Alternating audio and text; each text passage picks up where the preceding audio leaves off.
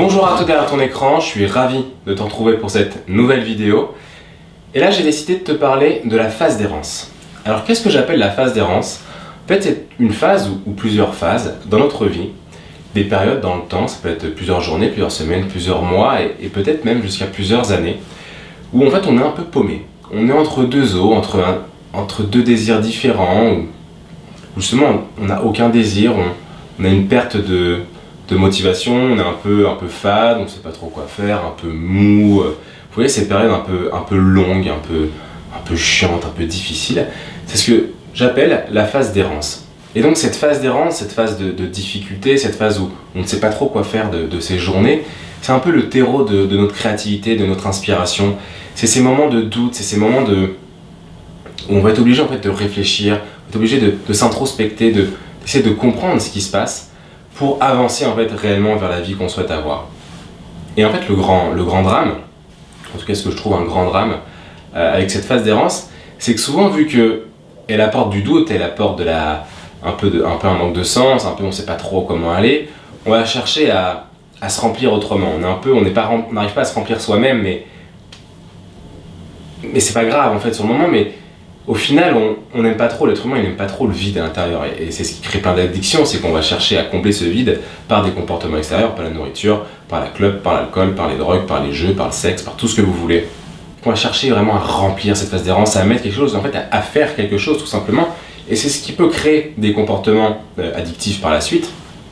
Ça, c'est la phase d'errance et les addictions, j'en parlerai beaucoup plus longuement dans une formation en ligne que je suis en train de préparer sur justement sortez des habitudes, sortez des conditionnements, sortez des addictions, qui sera vraiment basé sur les comportements gênants et sur les addictions. Donc je parlerai la phase d'errance beaucoup plus longuement dans cette formation en ligne. Mais là aujourd'hui je voulais vous faire un peu un petit aperçu de ce qu'est la phase d'errance et d'en prendre conscience. Parce qu'en fait c'est important avec la phase d'errance, comme je dis, c'est qu'on va chercher à remplir et que c'est justement ne pas tomber dans nos vieux désirs, dans nos vieilles pulsions, dans nos vieux comportements qu'on ne veut plus et qu'on n'a plus envie et on sait que ça nous fait plus du bien, mais entre guillemets ça nous attire et on veut aller vers ces comportements parce qu'on n'a pas d'autre solution. C'est d'avoir conscience que cette phase d'errance existe et qu'elle est bonne pour nous. Parce que oui, la phase d'errance, les difficultés, je sais pas trop par où aller, pendant une semaine, putain je suis paumé, je sais plus ce que je dois faire. Quand il y a de la confusion dans notre vie, dans ce qui se passe autour de nous, en fait, c'est juste que notre conscient, la confusion, c'est notre conscient qui est paumé, qui sait plus trop dans quelle direction aller. En fait, c'est notre inconscient qui travaille, même si notre inconscient évidemment travaille tout le temps. Mais là, notre inconscient travaille, le conscient n'a plus trop de solutions, et au fur et à mesure, l'inconscient va chercher des solutions et va trouver des nouvelles choses. Et que c'est là le côté créatif, que la création et l'inspiration peut avoir lieu.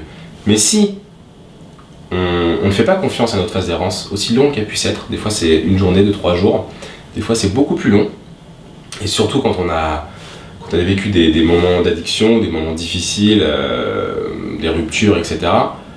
Et ben la phase d'errance ça peut être très longue, mais elle est bénéfique. Et c'est vraiment d'avoir conscience, ça, que la phase d'errance est bénéfique, et les phases de doute sont bénéfiques pour notre évolution, et c'est ça qui nous amène à sortir de grands projets, à avoir de grandes idées, des changements qui nous font du bien.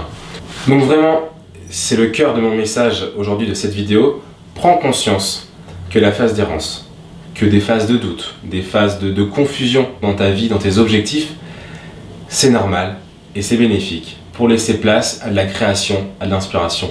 Donc ne cherche pas à remplir cette phase d'errance par des comportements que tu ne souhaites pas au fond de toi, tu le sais mais que tu n'as pas d'autre solution pour le moment, c'est pas grave.